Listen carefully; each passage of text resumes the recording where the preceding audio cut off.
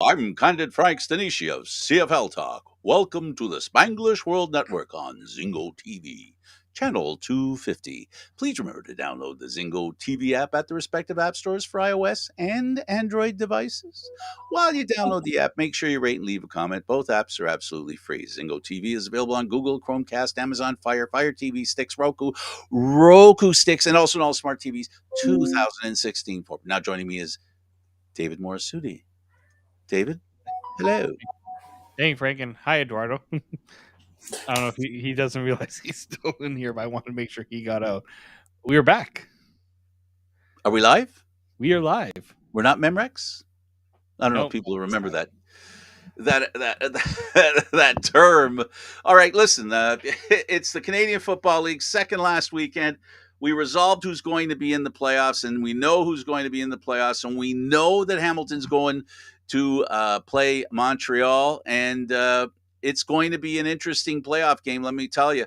But let's talk about what happened and how we got here. Ottawa lost to Hamilton. If Hamilton had lost and Ottawa had won, Saskatchewan, Hamilton, and Ottawa would have all still had a chance to be in the playoffs. But nope, Saskatchewan gone because they lost earlier in the weekend.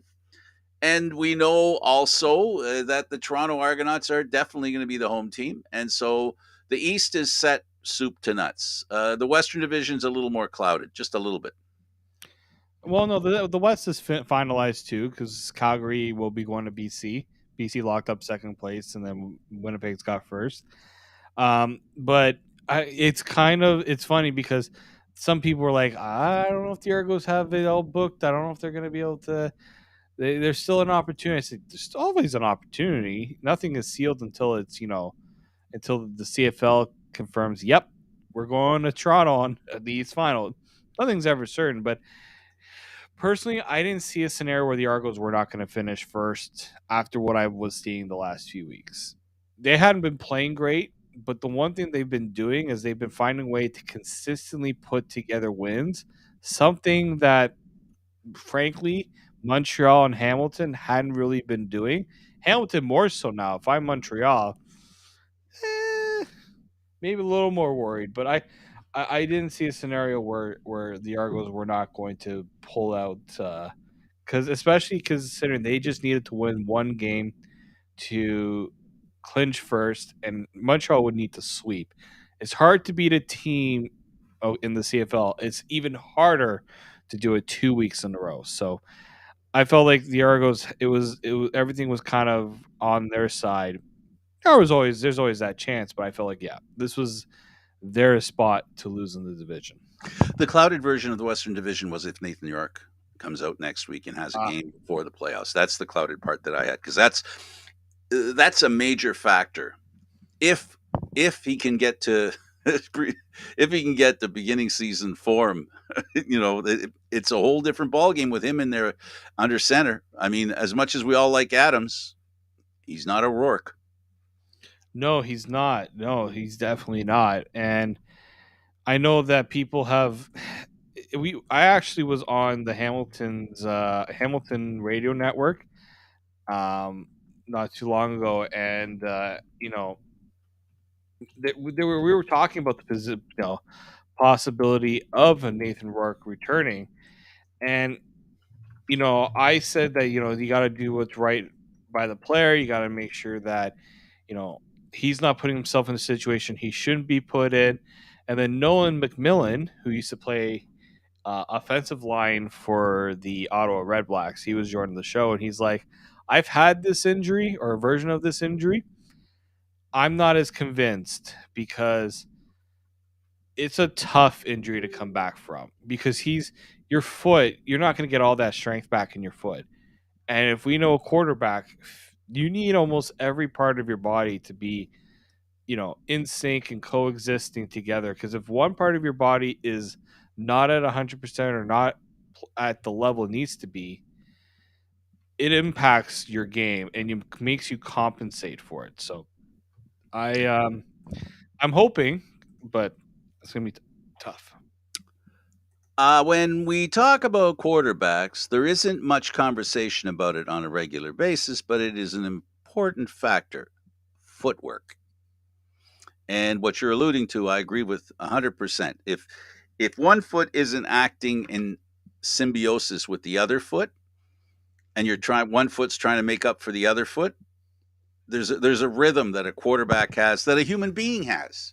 That when their body's doing what it's supposed to do, it's a lot easier to do through repetition what you need to do because of the repetition. An injury that requires you to recover, or you're not fully recovered on one side, or you haven't brought your body, every part of your body to the same level, it affects everything else because, you just don't have the same rhythm. And it's all about habit, right? It's all about practice. It's all about repetition. And he's going to have to figure out if his foot isn't 100% and he can't do with it what he was doing before he was injured, he's going to be handicapped. But here's the thing that I'm going to say. There's something about this kid that tells me that he'll overcome that handicap if he comes in. What is that? No, he can Like, overcome. I think he can like you overcome just it. think, but like like look, Nathan Not Rourke's the injury, but the recovery. but here's the thing, like I don't know if look, he's done incredible things in the CFL, and it does take a specific mentality to come back from an injury like this. I don't know. Maybe it's because I haven't seen Nathan Rourke enough. I haven't talked to him enough to really know if he can do it, because he's not exactly. This is the other thing about Nathan Rourke. Not exactly the biggest player. Not exactly like the most. No, He's not tiny though. not tiny, but he's also not like who's a good example? Like a McLeod. Like McLeod Beth Thompson is a big A quarterback. tank. He's a tank. Yeah, he's taken some shots, and like he's able to get up because he's capable of doing it. But yeah, no, I'm not putting anything past Nathan Rourke at this point. I'll say that. So he's the only clouded issue that's in the for the playoffs in the West. The East, we agreed already, was predictable, but I think it's even predictable in the sense that the better Hamilton quarterback is going to start because the one that's supposed to be the better quarterback got hurt. Yeah, yeah. Matthew Schultz is a better quarterback than Evans right now. He is. You know what? I wouldn't even. I think even a better word is he's a more stable. You know what you're getting from Matthew Schultz. These last, let's say, 4 weeks. He's been good whenever he's been brought in. Yeah, He's the guy that beat Toronto. yeah. My thing about with Dane Evans is we've seen some really good play from him, and then we've seen some very not good plays. And that to me, And we've seen a whole boatload of injuries. we have. Yeah, we have. You know,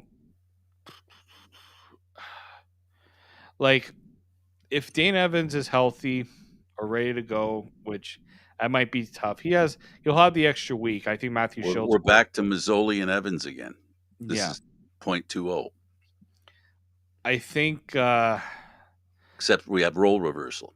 Yeah, exactly. Right, and so if this is going to be the biggest. I think this is going to be the biggest call of Orlando Steinhauer's Oh, career. yes, it is. And you know what?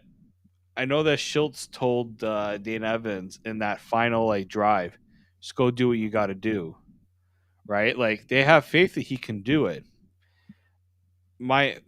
It's just that's gonna be a lot to put on Matthew Schultz considering. Even if he starts Evans, I'm referring to the head coach. The question is how quick does the Le Hook come out? That's in honor of it being in Montreal.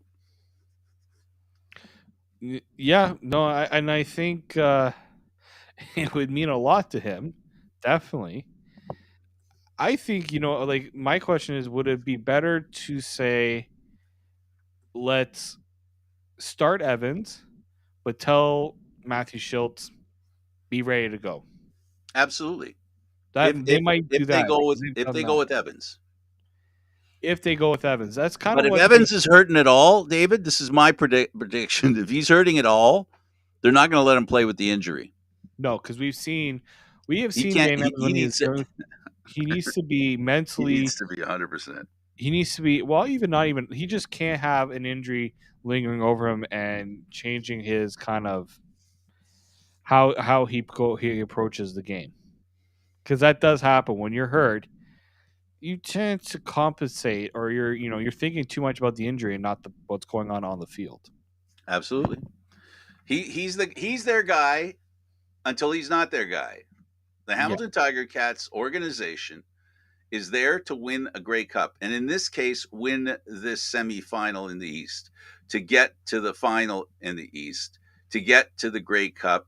Disappointments in the past have put so much pressure on this organization. It's almost a relief. Think about this. It's almost a relief for the Hamilton Tiger Cats to have snuck into the playoffs the way they did, because they would have been trying to figure out, how are we going to lose this time? How are we going to lose this time? Because the fans, I had to calm down a few Cat fans. I said, no, there's no way we're going to get into playoffs. I said, there's a chance. Well, you've been here with me. Um, it's they're really like, this was the best way for Hamilton to be in the playoffs. Even better would have been if they didn't make it this week and did it next week. really, I think for Hamilton, the great thing about this is you go into this feeling confident. And nada to lose, because you're not even supposed to be here. Yeah, no, I think that's the best way to put it. They really didn't have much to lose, really, because I didn't see them getting into the playoffs just because I thought they didn't have the quarterback play. Playing Well, on the house apparently money. Saskatchewan didn't have it either. Neither team. It was one of those. No, you make the playoffs. No, no, you can make the playoffs. No, you make the playoffs. You're the one hosting the damn thing. No, no, no. And But then, and you then know they what? both wanted to make the playoffs this Yeah, past weekend. exactly. It was a very. You know what? I'll give the CFL this. This made for the way the schedule worked out, and we talked about this last week. It lived up to the billing of how the schedule was meant to provide some, you know, provide a nice little finish to the season there. Due to our technical difficulties, Eduardo, if you're there, are we going to go to full 50? You can answer in text. Yeah, so Hamilton's in, Ottawa's out. Hamilton has an opportunity to salvage a season that was clearly lost, and good for them that they have the opportunity to do that. Then we have other issues, like, for example, I, I got to tell you, I like BC, and they beat Edmonton. Not much of a thing. The news out of Edmonton is, um, there's a problem with the coach's cap. Chris Jones and I think very much alike, and I'm very happy about that because you know what, Chris Jones, you know who you can go and complain to about that? The people that are writing your paychecks, because they're the ones who voted this in. They're the ones who voted in because they wanted to protect, in a way, and I don't blame them in a business sense of protecting their bottom line, but you gotta talk to your owners about you know what this does.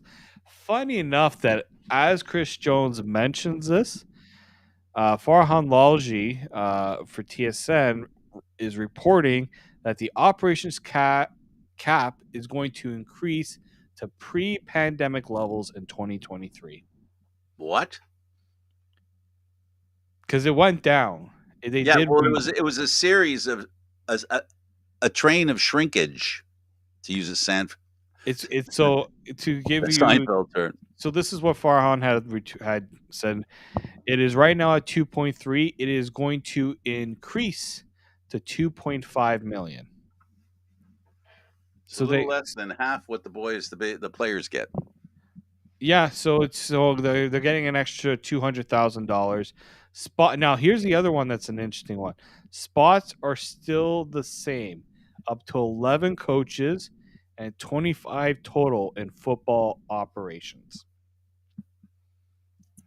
Whoa. So that was the other issue that Chris Jones had. He just didn't. He said he didn't have the. He just did not have the room to do anything. But Absolutely. what this does is if Edmonton is thinking about potentially changing anything, uh, you may have to think twice about that. You might. You might have to. Yeah. So Edmonton is looking for coaches that they can afford. Chris Jones wants to make some changes. Basically, that's what he's saying because he doesn't have the money to make changes because he's thought about making changes and he realized he doesn't have the money to do it. So we'll see what happens in the offseason there. We'll see what happens in the last. I don't know what's Chris Jones going to do for the last game of the season. I don't know. You know. Well, they're done.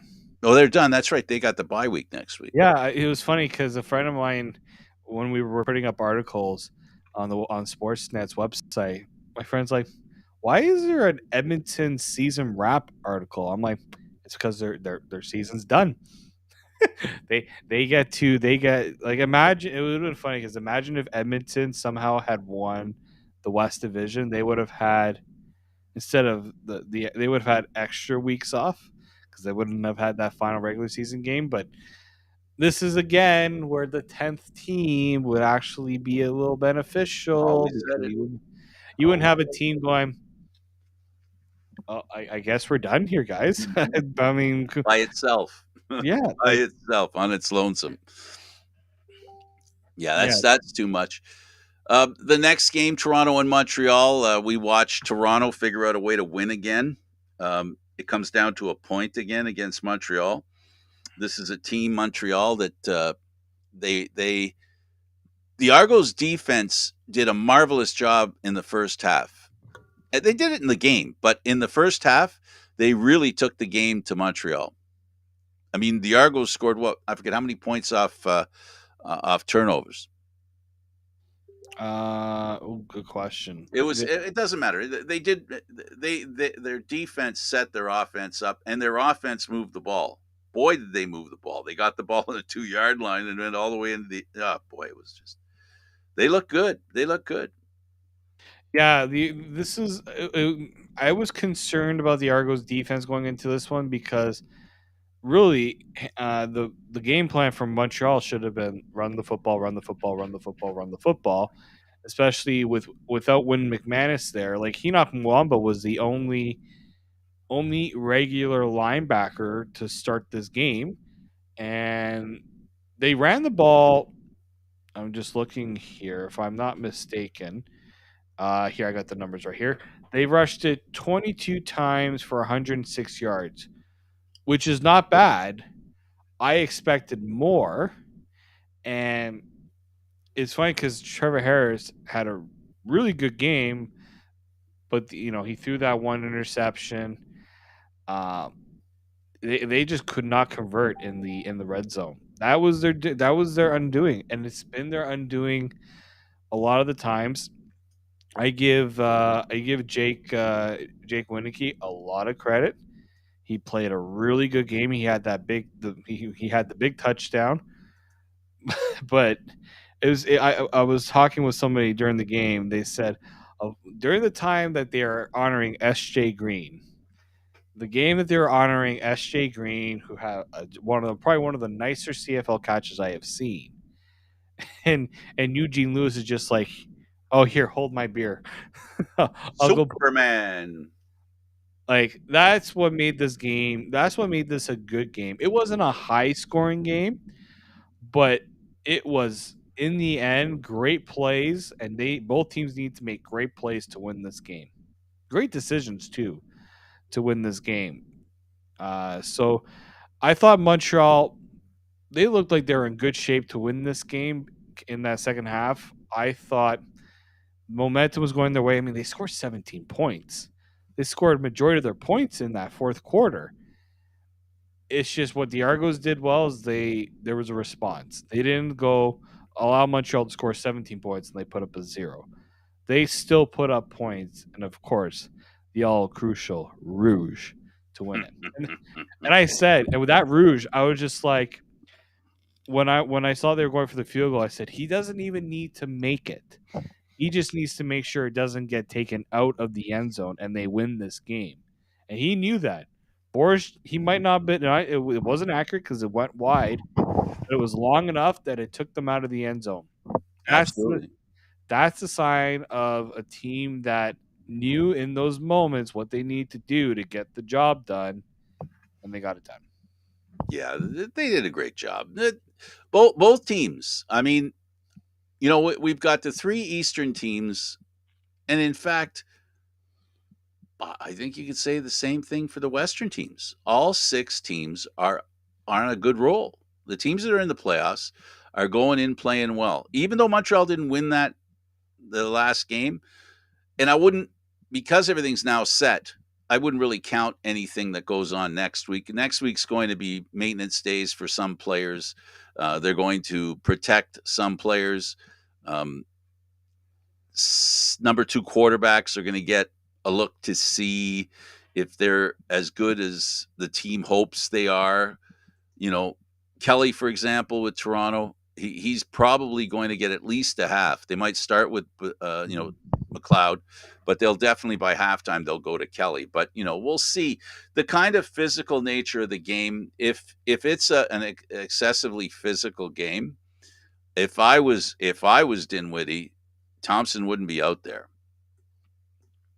I would say if he's irking to go for a game, give him a quarter, give him something. I think the last year they pretty much didn't play anybody that was supposed to be a big name player.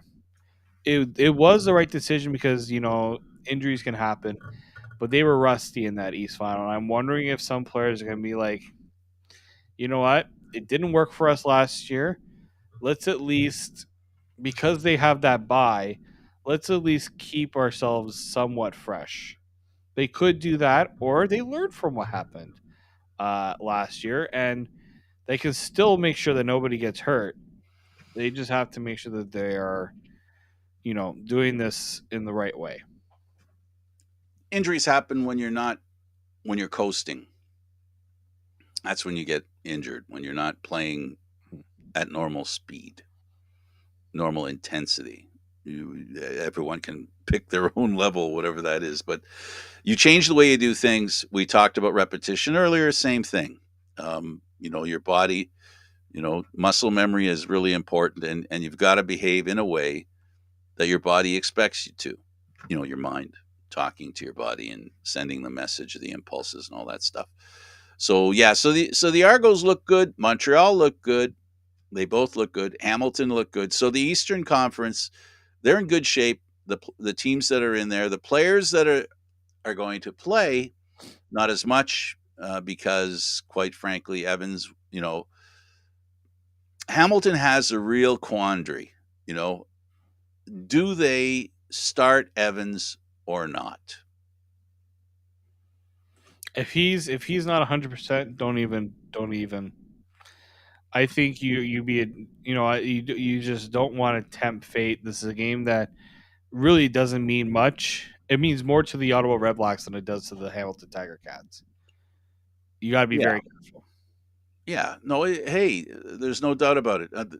You know, if there's a Hamilton Tiger Cat that needs that game, it's Dane Evans.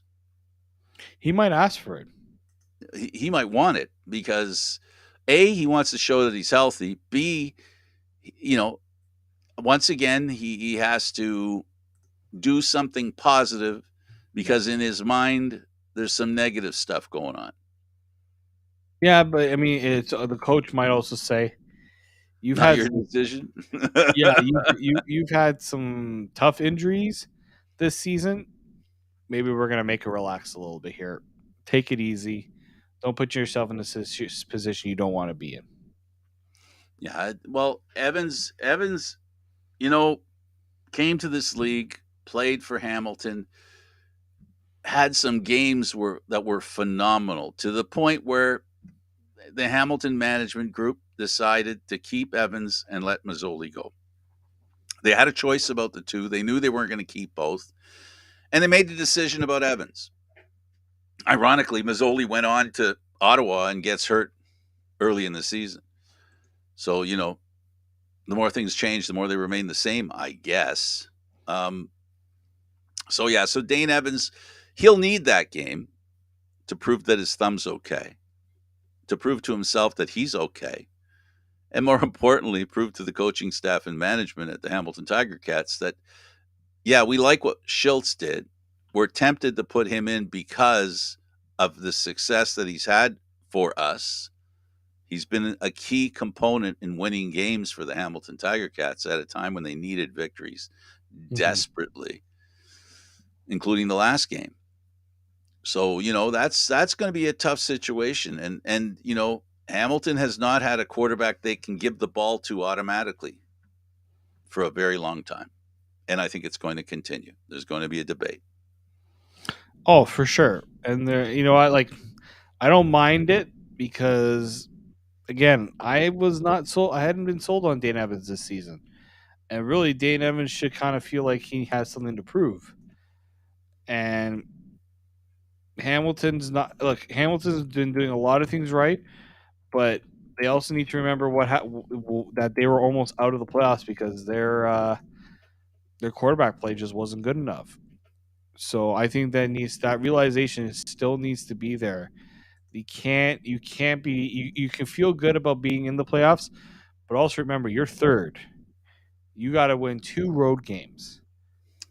Hamilton had the benefit of having the home game last year. This is a totally different animal for them this year. Absolutely. So, Hamilton, congratulations.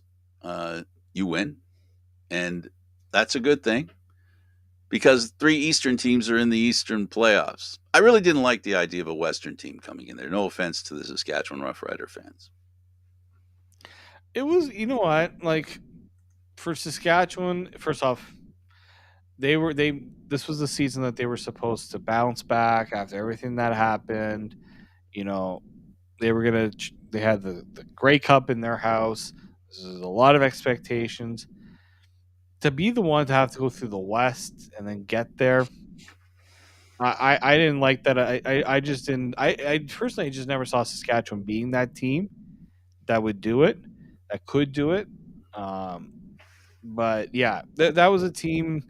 And look, the West crossover. If people keep saying, maybe this year we'll see a West crossover. This year we'll finally see a team from the West all the way to the Grey Cup through the crossover. Until I see it, I ain't gonna believe it personally. And so like, it just hasn't been a recipe for success. I know why the CFL does it. I understand why it's needed, but it hasn't resulted in what I think the CFL was kind of hoping for when they implemented it. Or maybe it is. Maybe it's doing exactly what the CFL wants to do without actually telling people that this is what they want out of it. Let's move on to the next game, BC and Edmonton. My goodness, what do you think of James Butler and what he's serving up as running? This is a crucial thing, I think, for BC.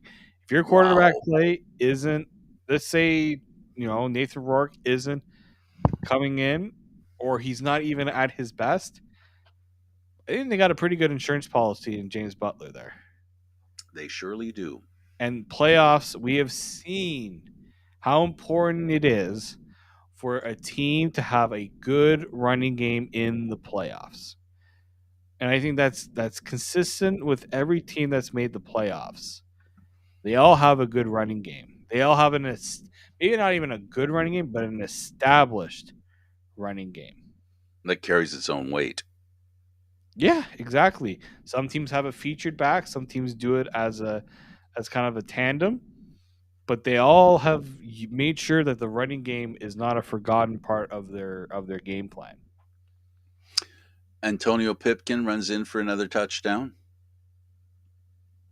He continues. I mean, I'll give him credit. That's a tough situation for him because he thought he was going to be the guy to take over when Rourke went down. It didn't happen, and I'm glad he didn't let he's still giving them that because he's got. I talk down sometimes about the QB sneak role, but it's crucial because teams need it big time. So I give him a lot of credit. In this game, the 2 quarterbacks threw more interceptions than touchdowns.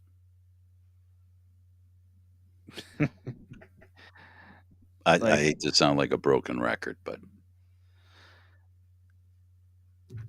there's not much, unfortunately. I'm just saying at some point I don't know what it is. Is it the protection that's lacking? Um, I don't know. Quality statistics from quarterbacks in the Canadian Football League are few and far between. And sometimes when the stats scream, yay, great, the actual scoring doesn't. So, I'm waiting to see if I don't know how to help these quarterbacks be more. I mean, if we're going to sell the game, the quarterbacks have to be effective. Yeah, That's what sells the game. It doesn't win championships. I'm not saying that, but I'm saying you got to bring people to the stadium so that when it isn't playoff time, there's something to bring them in. In the playoffs, the defenses play really well. There's a couple of games they got to win, but winning isn't everything. Entertainment matters, and I interceptions aren't entertaining.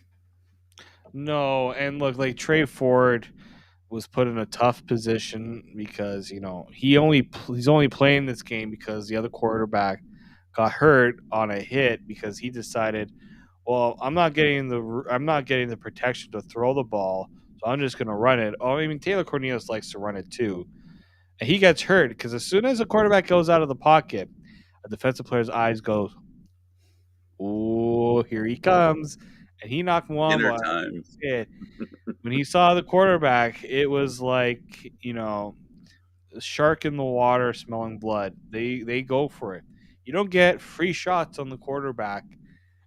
I mean, we're talking about quarterbacks and trying to protect them behind the line of scrimmage. But once they get past, it's like you're open game. And you know what? I thought Trey Ford was going to be in for a decent game.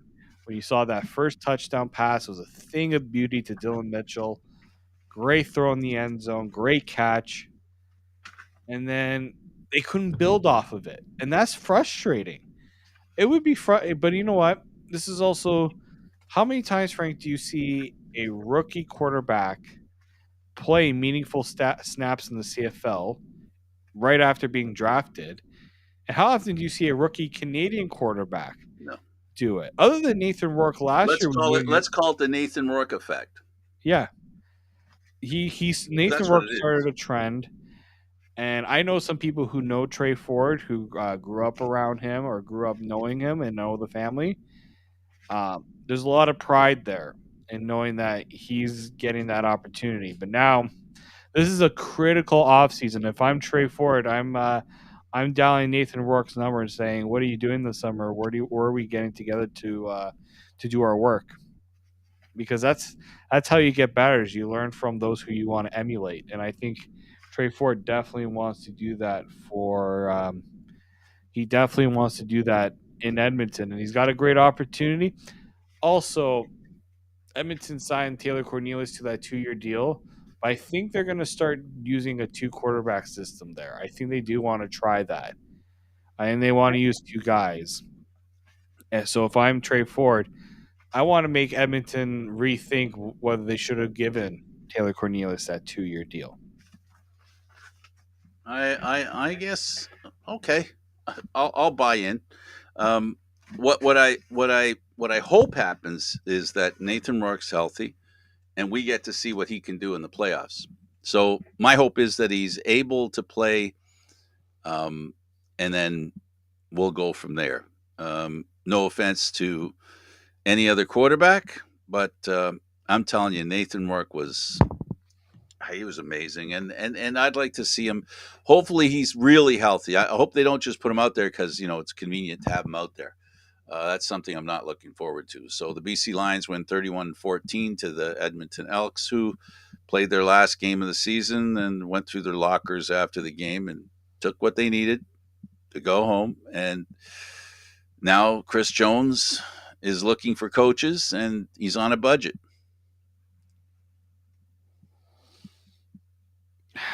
Yeah, it's that that that West Division is going to be if you're a team and you're trying to figure out how do we get better than BC, Calgary, and Winnipeg. That's what makes that West Division so tough is because the top teams are just so good.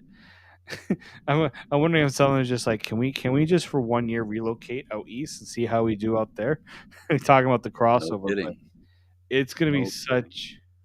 such an interesting off season there. Calgary and Saskatchewan. We'll talk about the game very quickly and then talk about Saskatchewan. Calgary 32, Saskatchewan 21. Sis, I'll go with Calgary.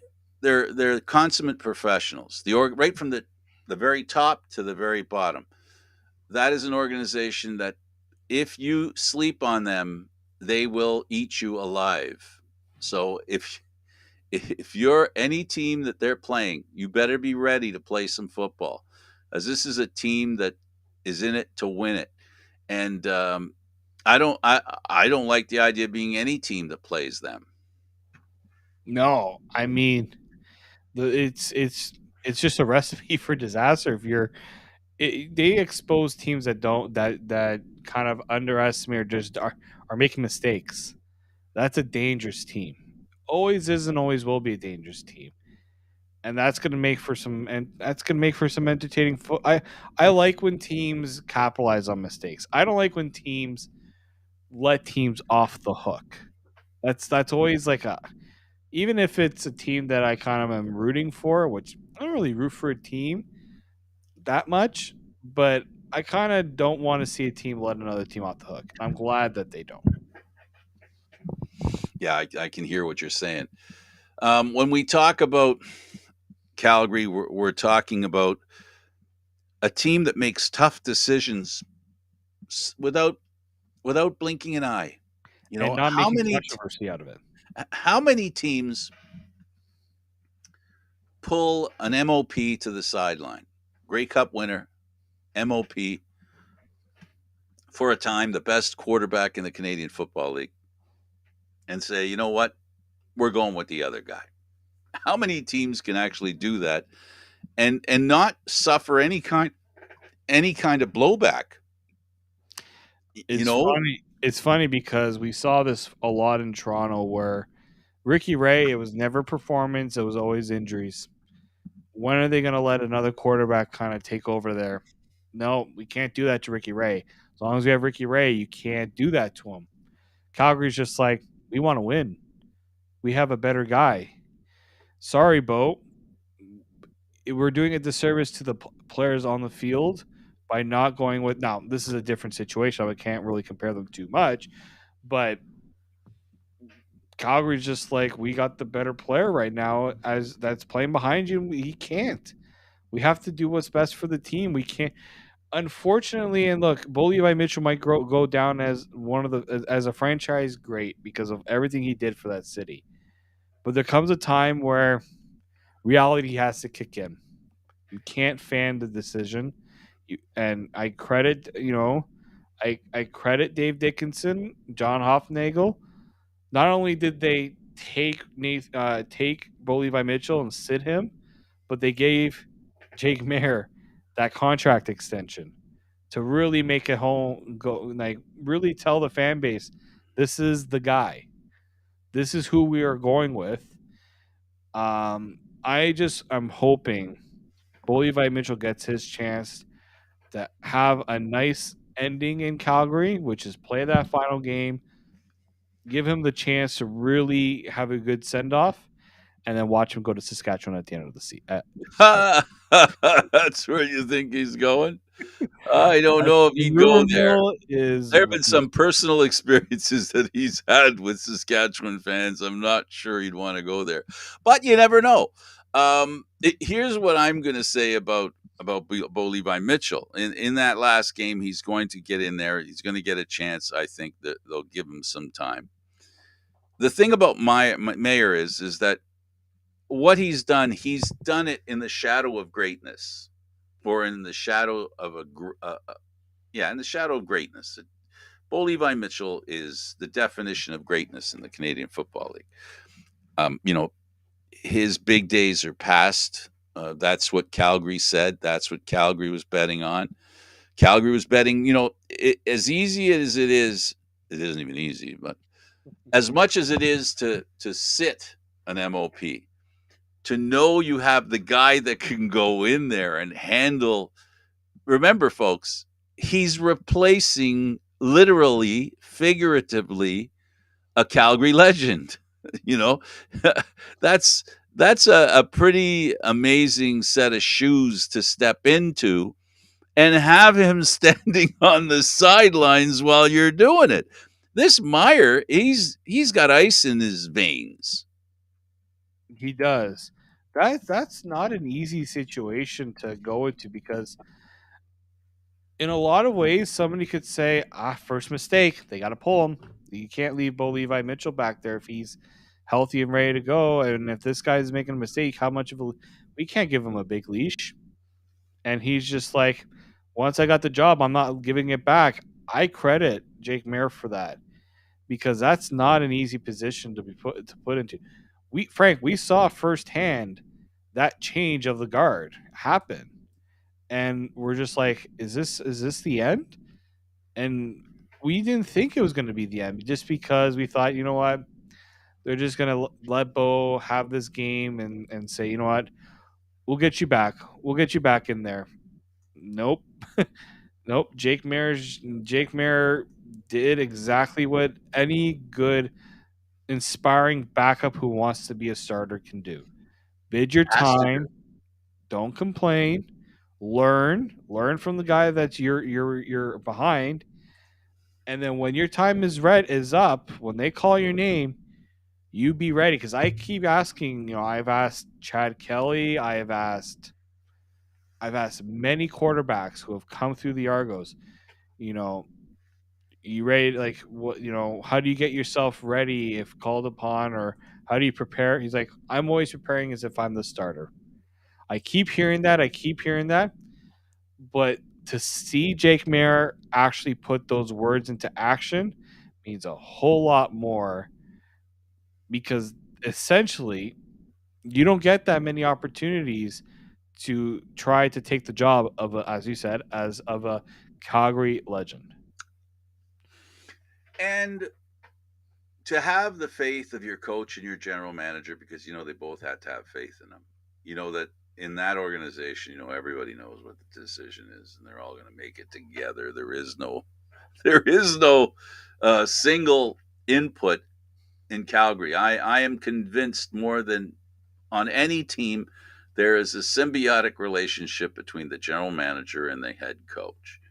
They are a two-headed monster, and it's a two-headed monster that every year loses key players. Maybe not as important as Bo Levi Mitchell at his prime, Yep. but they've lost many a key player, and they've moved on. It's amazing, but they've moved on, and they That's that continue to. that's why a lot of teams that's why the Argos honestly, that's why the Argos plucked a lot of what Calgary's doing because a lot of teams want to do what Calgary's doing. There's an admirers there's they really admire like Bill Manning, and Argos fans may have kind of downplayed this when they heard it, but I heard him loud and clear. He went to John Huffnagel and he picked his brain as much as he could to find out how exactly has Calgary done what they have done. There's a reason why they go to John Huffnagel because out of all the other teams in the CFL, who are you going to get advice on how to run a team? Not only run a team, but run it consistently as successful as Calgary has been. Because what you're talking about is, I'll pick up from here for a little bit. What you're talking about is continuity, consistency, a plan. Now, the plan only deviates when something in the plan isn't working the way the plan wants it to work. The plan is to have a quarterback that can move your football team, that's an offensive addition, the quarterback's the guy that makes the offense work. If the guy isn't making the offense work, it's not a change of plan. It's still the same plan. They know every player in Calgary has a role. Perform the role, you're on the team. Don't perform the role, you're not on the team. That's next man up, they maybe haven't they weren't the ones to invent next man up, but man, over the past 10, 12 years, David, they have made it work. And it's because of Huffnagel and Dickinson together. They have been together longer than any other tandem in the Canadian Football League. In fact, there aren't enough coaches that have been in the league as long as Dickinson's been in, or general managers that have. So they've done it together and longer than anybody. And the reason they've been doing it for as long as they have is because they've always been successful. And you talked about Bill Manning. You have to also talk about Pinball Clemens. What does Pinball Clemens want? What did he want? He wanted a team like Calgary that every year could win the Grey Cup. Or And was going to be a playoff team every year. well, and no, and be a leader of the pack, right? Be an odds-on favorite to win the Grey Cup each and every year. And last year they were an odds-on favorite. They just stumbled in the Eastern Final. They should have been at the Grey Cup, the kind of team and season they had. This year, same thing. They got a team that wins games. They're in first place. It's what Pinball said. So, this isn't a question of an Argo team that's 8-8 and we're going, okay, well, they could win the Grey Cup. They could win this playoff game. No, this is a team that's supposed to win. Sounds a lot like the Maple Leafs when I think about it. I think the best part about it too is how many assistants have been taken away from Calgary. How many coordinators have been taken away from Calgary? Next You coach mentioned up. coaches, so you Next mentioned coach up. players, but coaches are play a big part of that too. But they have such a they have bred so many coaches and coordinators in that CFL. It's because they've mastered the systems, they've mastered the consistency, the message, and the willingness to adapt. This isn't the same Calgary that went to the Grey Cup in 2017 and 18, throwing the ball, having Bo Levi Mitchell get close to 5,000 yards passing, look unbeatable. They're running the football. They're playing great defense. They're making smart plays. I mean, they always made smart plays, but this is not the same Calgary type of team that they've adapted. Adapt and survive. And Right. improve. And yeah, exactly. They they And they improve. do it to they do it to a T. They do it in a way that I think, as we found out, most teams could only dream of doing. But you know what? There are teams that have proven that continuity is important. We've seen it learned in BC. We've seen it learned in Toronto. We've seen it not learned in Montreal. But in Montreal, we saw the other thing where change for the better. There were a lot of people that were, I don't want to say accusing the new head coach, the GM in Montreal, of usurping the position. He said only for this year, and it turns out he was right. The team's better now than it was under the previous coach. Yeah, no, you're seeing it. You're definitely seeing it. You just have to you have to be patient with it. You can't rush anything. You gotta be smart, right? And smart doesn't always mean taking the unnecessary chances either. Absolutely. Knowing what your players can and can't do. That's what makes a great team.